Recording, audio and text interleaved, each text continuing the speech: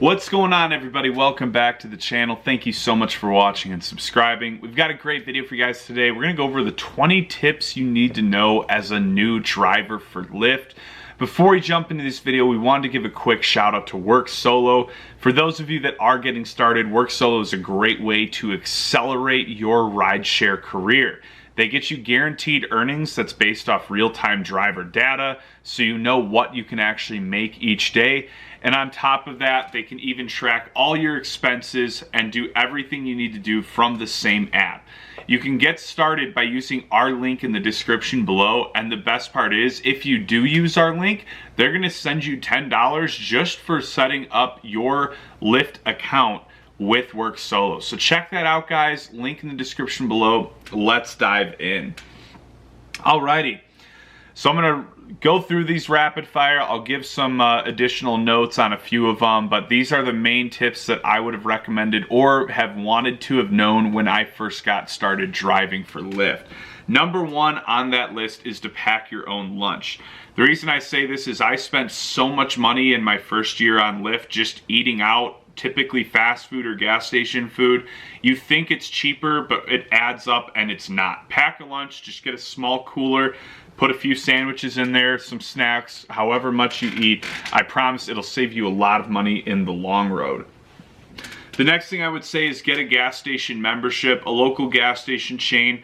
Ideally, if you can pair it with your Lyft gas rewards once you start giving more rides, and then an app called Get Upside. The combination of those three can save you a lot of times 15 to 25 cents a gallon on every fill up. It is a must because gas is the biggest cost in being a Lyft driver. Next thing I would say is cater to bonuses. If Lyft is ever offering any type of bonus, do everything you can to hit those in the designated times. So a lot of people will tend to just stick to a schedule. I like to keep mine pretty flexible, and I like to base it around the bonuses that are offered each week. I even got one emailed to me this week for an additional $700 if I can't remember how many rides, but it was a pretty good amount of rides. I'm going to then structure my schedule based around that bonus, as opposed to just saying I'm going to do these hours. I'm going to make sure I hit the profitable hours where I can give the most rides. On that note, driving the right hours is my next tip. My general rule of thumb is if you're going to do Monday through Thursday, only do 6 to 9 a.m. or 3 to 7 p.m. to hit those work rushes. If you're going to do the weekends, pretty much any time can be a very profitable hour as compared to weekday driving. My next tip on that note is to try and drive just weekends as opposed to weekdays. If you had to choose how to do this and you're not just going to work this every day, I would only do it on Friday, Saturday, and Sunday, and I would push 12-hour days on all three of those days. You're hitting nearly a full-time shift, so very similar to how a nurse works, but you're now getting Monday through Thursday just completely off. But Friday, Saturday, and Sunday are the best days to work and will make you the most money. My next tip is to keep track of everything you buy and use, from phone mounts to snacks to hand sanitizer, anything that you can offer a passenger in a car, or anything you use for yourself to make your driving job easier. The name of the game is getting appropriate write-offs. I'm not a tax accountant, so obviously do your own research, seek out your own professional help. But the general rule of thumb is to write off as much stuff as you legally can. That way you're not going to be paying a boatload on taxes at the end of the year, and that was probably my biggest mistake in my first year of Lyft driving. Next on my list is to do everything you can to provide top-notch customer service. Don't just be the bare minimum driver. Dress professionally, go above and beyond, help them with their luggage. If they want to make a stop, offer to do it. Just let them know they do have to be quick because you use this to pay your bills. But do everything you can to make the experience as amazing as possible for them so that you can rack in tips, because that's going to be a good majority of the money you make. My next tip is to not talk the whole ride. This is a mistake a lot of drivers make. You've got to know when and when not to talk to people. Pick up on their social cues, and if you do have a good conversation going, don't force it if it seems like it's dying out. Know when you should or shouldn't be talking.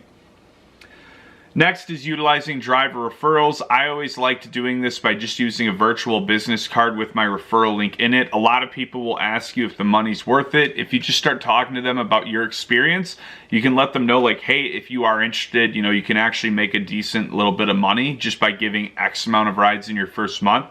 Here's my virtual business card. You can text it to them, email them, however they prefer. If you click that link, you can get started and you might make an extra $500 to $1,000 in your first month just by hitting that bonus for signing up new. Next is what we talked about at the beginning of the video, work solo. Getting those guaranteed earnings are really important because there's a lot of days you'll go out and you just won't make as much as you were hoping you would make. So having that guarantee each day is going to ensure that you'll at least make that bare minimum base amount you need to make to maintain your work schedule and pay your bills on time. Next on our list is getting a company called Play Octopus on board with you. Play Octopus is also a great third-party pairing. They send you a tablet in the mail. You can get yours for free by using the link in the description below. That tablet mounts to the back of your headrest, and customers can actually play games and win cash prizes for playing. And you also get paid if they're using the app.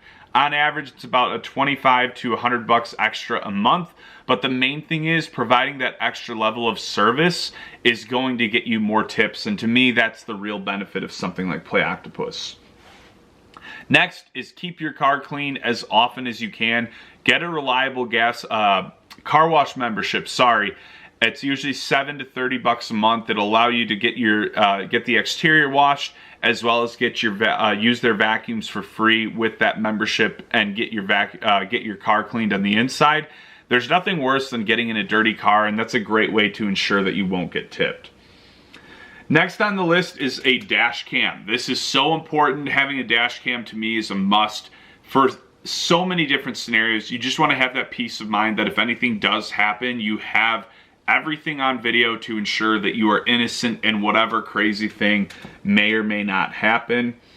Next on my list is buy a magnetic mount as opposed to any of the other types of mounts. These are the best way to go in my opinion. Magnetic mounts allow you to just pull your phone right on and off. A lot of times if it's one of the ones where you got to squeeze the levers together, it just gets annoying. I think it's the safest route to go, and it's also the best for your car because the suction ones leave a nasty ring on your windshield. After that, I would recommend my next two tips are basically you can either get a secondary phone that you use primarily for Uber or Lyft, or a secondary tablet that you use for both apps as well. Another one of my tips is using both apps to drive to ensure you don't have dead time. And if you get a small tablet with split screen capabilities and just a cheap data plan on it, you can have both apps running on it. It's now separate from your personal phone. I think it's just a good piece of advice to do this type of business on a separate device rather than pairing it with the phone you use day in and day out for personal use. It's also another write-off. And I think it just makes the whole process a lot more fluid, so you're not getting a lot of personal texts and calls while you drive going on over the Bluetooth or CarPlay.